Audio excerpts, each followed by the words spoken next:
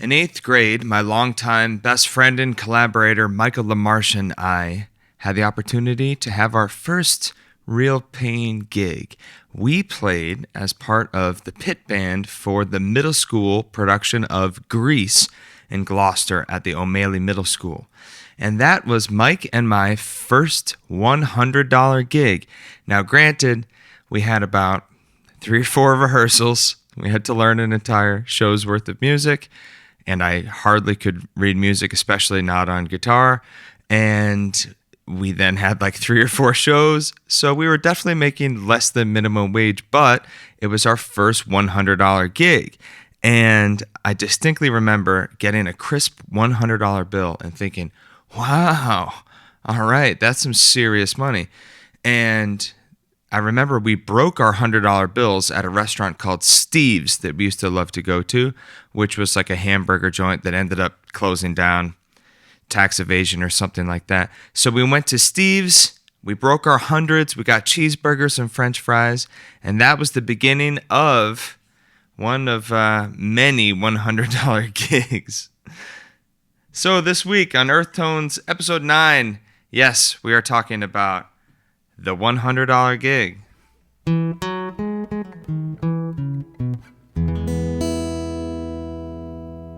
All right, but first, let's listen to a sound from our beautiful Earth.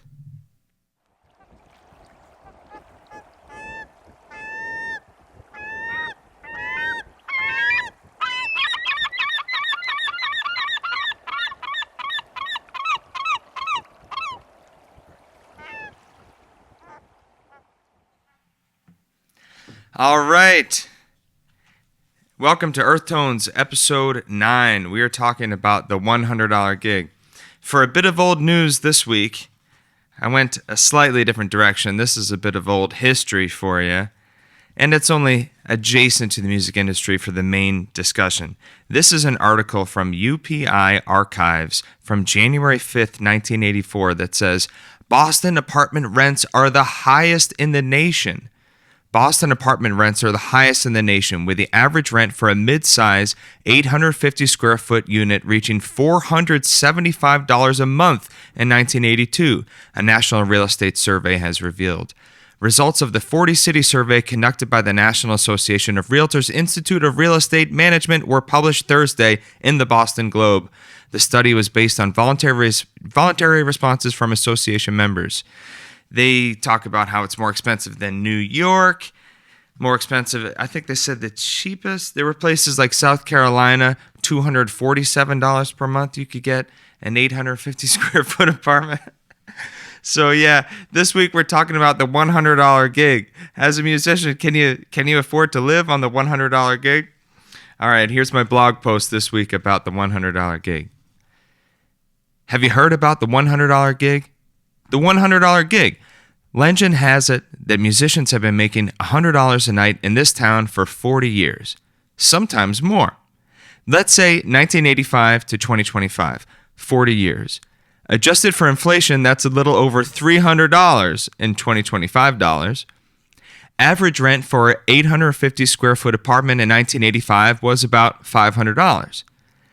Say you've got a roommate or maybe even a girlfriend. That's $250 in rent. Say you play every Friday night with your band. That's your rent money plus a few bucks a day for food. Add in Saturday night and things are really happening. So what should you do with all that extra time, since Friday and Saturday night gigs pay all of your bills? How about write, rehearse, work on music, listen to music, go see other bands, be a part of a scene? Can you imagine? So that's what we're talking about this week. We're talking about the $100 gig and how obviously the world has changed significantly. Not only has inflation meant that, the $100 gig today would be the equivalent of making like $250 or $300 a night, but also rent has increased beyond the rate of inflation. So we can't very easily go out and play $100 gig and have it pay a meaningful amount of our rent. So if you imagine now, if you had a roommate, you're probably paying about $1,200 a month-ish about for splitting a place in Boston. You know, a one-bedroom apartment would probably be about $2,000 a month. So you'd be, if you had, you know, a roommate and you were paying $1,200, then maybe you'd be able to play 12 $100 gigs a month. So that's 3 nights a week. And still, that, you know, that might be doable, but that's just your rent. Now, obviously, all the other expenses go crazy. So you'd probably be working closer to, you know, every single night at $100 a night. And of course, there aren't $100 gigs every single night unless you're, you know, pretty wise about finding some residencies and everything. Now, are $100 gigs the only thing out there? Of course not. Can you play in a wedding band and make $500-$600 a night and make a good living? Of course. But it's funny that a lot of the bars, a lot of the scene, we talk about, yeah, man, I've been making $100 a night for 40 years. And it's pretty funny. Now, I do think that one of the interesting things about this idea is the financial incentive in music. When we have Spotify that has made it so that selling CDs at your show is pretty much like, you know, useless proposition. You can make a little money with vinyl, but it's definitely expensive to press the vinyl. There's long waits and it's expensive. So there's a large upfront cost. And then you have to be able to actually bring it around. And can't forget that vinyl is pretty fragile. You don't want to have it out in the heat. It can warp. So you have to be careful with all of that. And people are buying it largely because they like it. Like I, of course, like vinyl. Every week we're looking at, you know, a record that I'm playing this week. But that's kind of in the collectible merch category. It's not just like the music consumption. So we know that Spotify numbers, you can have millions of streams and still be making a few $1,000s. It's not something you can really make a living on unless you have big numbers and a consistent following. And then, of course, the $100 gig won't pay your bills. Now, I think all of that is understandable. If we want to play music, it's got to be because we love it. It's not because we got into this to necessarily become rich and famous. But if you did, then good for you. And if it's working out, I'm happy for you. But the thing is what I'm interested in is the financial impact on the music itself. Because folks seem to think that, oh, music was so much better when, and then they list some time from the 70s or 80s or 90s. And first of all, I think there's amazing music being made today, even though there isn't a huge financial incentive. Some of the best music in the world that's ever been made is being made today, and people are pouring their heart and souls into it. Even if they aren't getting paid, they are creating amazing music. So one, I think it's a myth. I think some of the best music ever is being made today. But two, I think we have to consider that those financial incentives that are largely gone, they make it pretty hard for us to justify getting together every day and working out our original music. You have to be extremely invested and to make it a huge priority in your life to find the time to do that. So I think it's something to consider. I remember seeing a quote one time from, I think it was David Gilmour. It was someone from Pink Floyd. And they said, what were you so motivated by to make something like Dark Side of the Moon? And he said, and this is just a paraphrase, well, we want it to be rich and famous. And it was kind of tongue-in-cheek and kind of just some like dark British humor. But at the same time, he was telling the truth, saying there is a huge incentive for us to get this music together. And can you imagine? Can you imagine there's going to be a bar tonight that you can go play where you can pay your rent and it's going to be full of people excited to hear original music? No cell phones. Everybody's just going to be there to check out the music, meet each other, have a good time. So I think about people like David Byrne, his book, How Music Works. He talks about a scene, how important it is to be able to build a scene, and how you can't really have a scene unless musicians can come on nights that they aren't playing and they can drink for free and they can all hang out.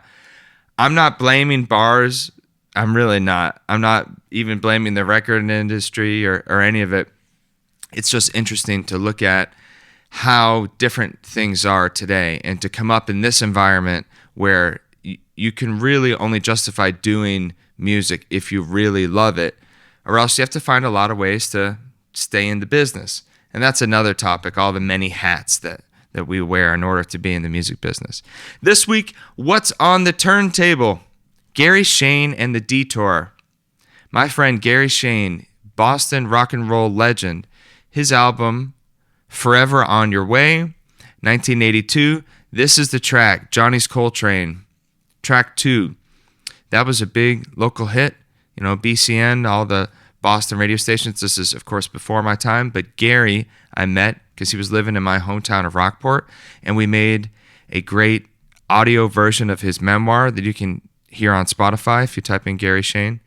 And he's an amazing musician. And he was right there in the 80s during those times. I'm sure he was making more than $100 a gig because he was a pretty big act at the time.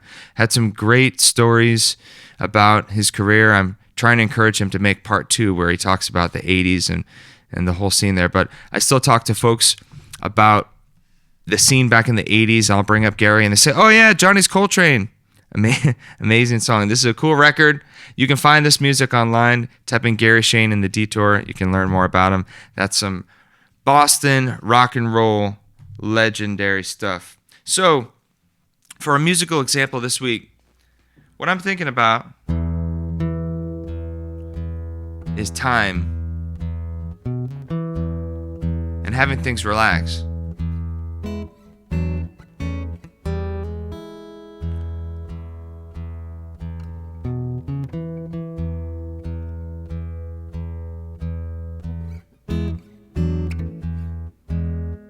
I saw Clapton on Tuesday night at the Garden, and their acoustic set is always so great. And the key to so much of that music is just the restraint and be able to just keep the time, keep the flow.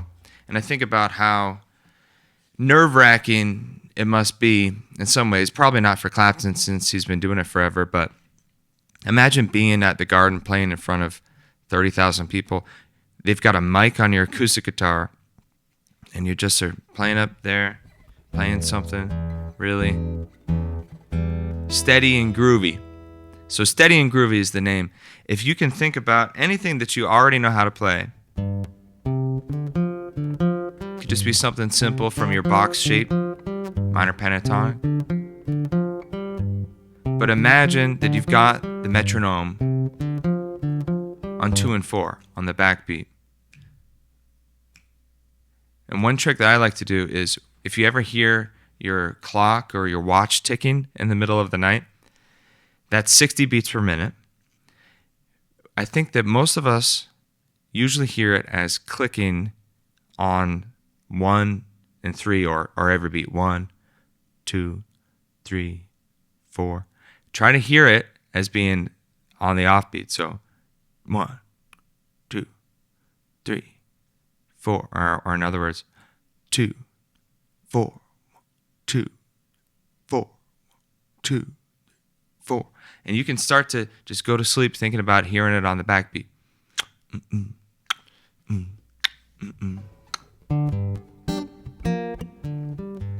Now your clock is a perfect little metronome. But the key is to hear it on 2 and 4. That'll help you stay funky. Okay, something that helped me this week was diving in head first. I have always been hard on myself about like not learning things or, thinking that it's hard to do stuff. And I woke up the other day and was thinking, you know what? I'm going to learn note for note the Stairway to Heaven guitar solo. And I just fired up a tutorial on YouTube. Obviously, I've heard it a million times, but I thought, I bet if I just listen to like a Marty Music teach it while I drive to the studio, just put it on, just the audio, I can see a guitar in my head. So I probably can learn it just from listening to somebody break it down. And sure enough, by the time I got to the studio, it's about a 25-minute drive. I had heard Marty Music explain how to play the Stairway solo, and I got here and I already had half of it, and I was able to work out the rest of it over the next day. So that was one thing. And then sight reading, I've so gradually gotten better at sight reading, and I've got all these books that I'm supposed to be practicing with, and I'm a pretty decent sight reader. For a guitar player, I'm a really good sight reader, but in general, I'm pretty decent. So I never just sat down and said, I'm going to get through my sight reading challenge book. I've always put in a couple minutes and said, that's pretty hard, and thrown it away and just accepted a little bit of progress. This week, I thought, I'm just going to set a timer for 35 minutes, and I'm just going to put on the metronome and I'm going to read at whatever accuracy I can. And there was several bars that I totally botched, but in general, I thought once I got through a whole section of the book, oh man, it's probably only been 10 minutes, I'm going to give up. And I looked down, and it had already been 32 minutes. So I said, I only have a couple of minutes left, and I kept going, and I finished out the whole 35 minutes.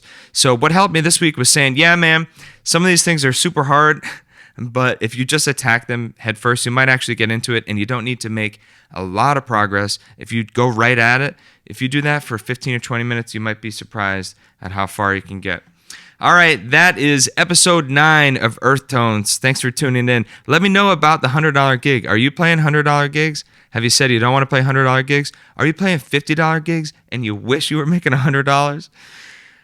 Man, I'm glad that we get paid to make music at all. It's a great opportunity to be able to share what we love, and if you can pay your rent doing it, then all the better. So that is episode 9 of Earth Tones, my friends. I will see you next time. As always, if you want to send me an Earth sound, I would love to check it out. And did we play the Earth sound? Yeah, we did. That was seagulls, right? We heard the seagulls, didn't we? Sure. Okay. As always, visit jakepardee.com to learn more about me and maritimerecording.com to learn more about music and production and take some guitar lessons. Okay, friends, this is Earth Tones, episode 9. Thank you for tuning in. I want to remind you, as always, we are a fantastically musical species on a delightfully musical planet, and I will see you next time.